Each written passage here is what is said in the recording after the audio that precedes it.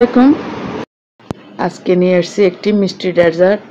এমন লোভনীয় সুন্দর ক্রিমি মিষ্টি ডেজার্টগুলো খুবই সুস্বাদুর। এটা বানাতে কোনো ধরনের চুলাই বা ওভেনে কিচ্ছু কোথাও যাইতে হবে না, হাতের নাগালে কিছু উপকরণ দিয়ে করা যাবে।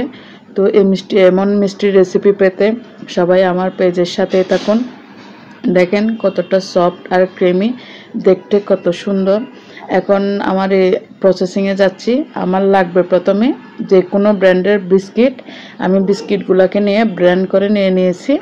এখন দিয়ে দিচ্ছি 3 চা চামচ লবণ আর একটা বড় কলা, সাগর কলাটা নিয়েছি। এটাকে আমি এখন ম্যাশ করে সবগুলো একসাথে করে নিব। এখন দিয়ে দিচ্ছি কোকোয়া পাউডার, আপনারা হাফ টেবিল চামচ দিবেন। এটাকে আমি এখন মেখে একটা ডো তৈরি করে নিয়েছি। ডোটা আমার হয়ে গেলে এভাবে আর কিছু পলিথিন আমি রেখেছি, আমি এখানে দিয়ে দিয়েছি। তার মধ্যে সামান্য একটু আড়ঙের ঘি মেখে দিয়েছি। তারপরে এখন আমি ডোটা এখানে দিয়ে দিব। আমার ডোটা এভাবে একটা লম্বা শেপ করে নেব। লম্বা শেপ করে আমি ডোটা দিয়ে তার উপরে আরেকটা রেক্সিন দিয়ে এরপর আমি এটাকে এভাবে বেলুনে দিয়ে একটা বেলে নেব। তবে রুটির মতো গোল করব না, একটু লম্বা শেপের করে এটা আমি বেলে নেব। আমার বেলুনি হয়ে গেলে এখন আমি যাচ্ছি ক্রিমের জন্য। ক্রিমটাকে আমি বিটার দিয়ে বিট করে নেব।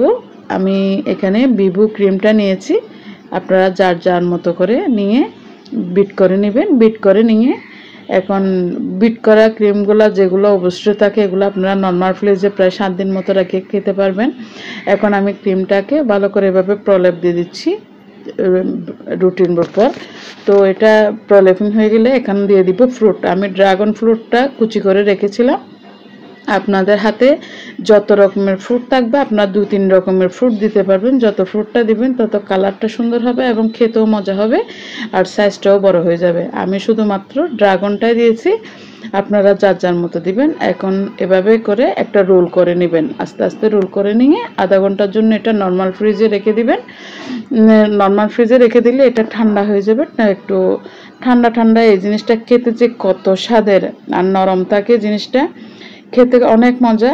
তো কোনো মেহমান আসার আগে জাস্ট আধা ঘন্টা আগে আপনারা এটা রেডি করে দিয়ে দিবেন, মেহমান তো অনেক খুশি। তো এমন রেসিপিগুলো পেতে নীলু চৌধুরীস কিচেন চ্যানেলে চলে যাবেন। তো সবাই লাইক কমেন্ট শেয়ার করবেন। যারা আমার সাথে নতুন আছেন তাদের কাছে যেন আমার নতুন ভিডিওগুলো পৌঁছে যায়। সবাই আর কমেন্ট করে জানাবেন কোন ধরনের রেসিপি আপনারা চান।